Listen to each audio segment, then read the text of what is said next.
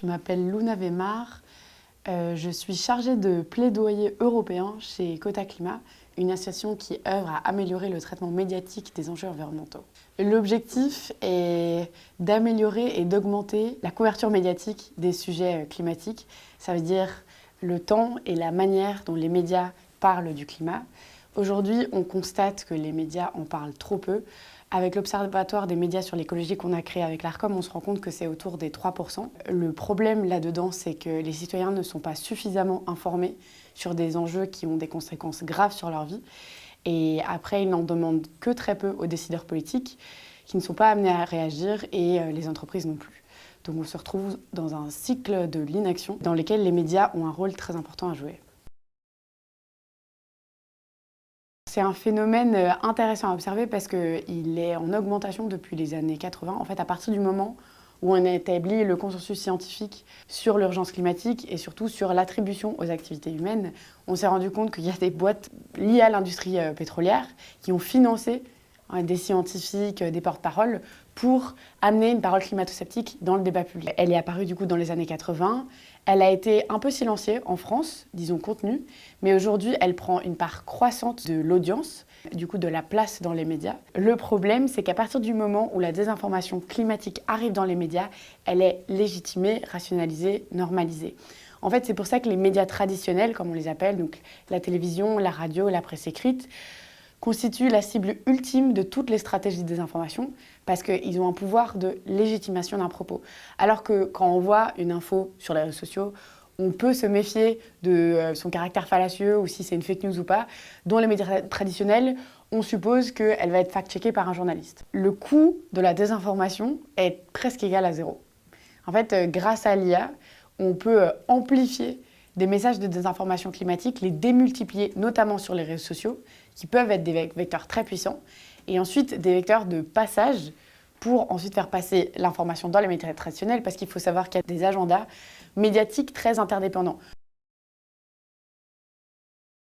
Je pense que c'est important de l'expliquer pour ne pas tomber dans des faux procès contre les journalistes qui jouent un rôle fondamental dans nos démocraties. On le voit aux États-Unis, c'est les premiers qui sont attaqués par l'administration Trump. Pourquoi ? Parce qu'ils jouent un rôle de contre-pouvoir hyper fort. Les médias font partie du problème, certes, parce qu'ils ne traitent pas assez des enjeux environnementaux et parce que parfois ils laissent passer la désinformation climatique, mais ils peuvent être aussi la solution.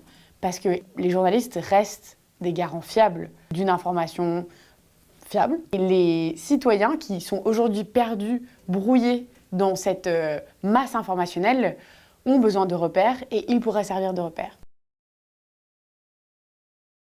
On nous demande souvent de nous positionner sur la notion de vérité, notamment quand elle est liée au consensus scientifique des enjeux environnementaux et au traitement médiatique de la crise écologique.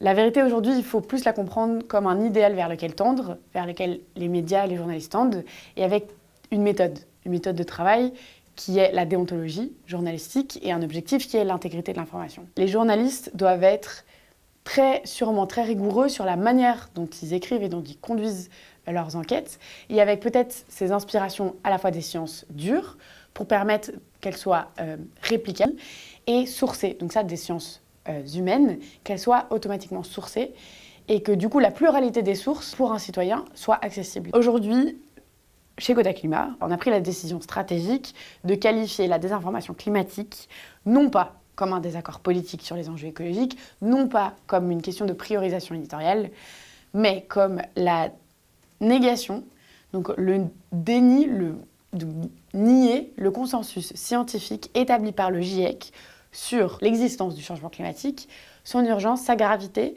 ses conséquences.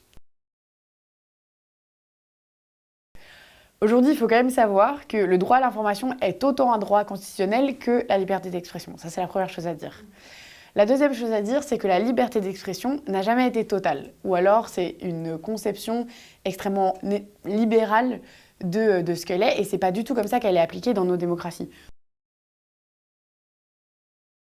Aujourd'hui, la désinformation climatique, on le voit de plus en plus et c'est en croissance, est instrumentalisée par les partis d'extrême droite. Parce qu'elle permet dans les représentations de parler d'un agenda élitiste qui irait à l'encontre des classes populaires. En France, en tout cas, les mouvements d'extrême droite sont un des principaux porte-parole de la désinformation climatique à visage découvert. Pour agir, il faut comprendre et pour comprendre, il faut être informé.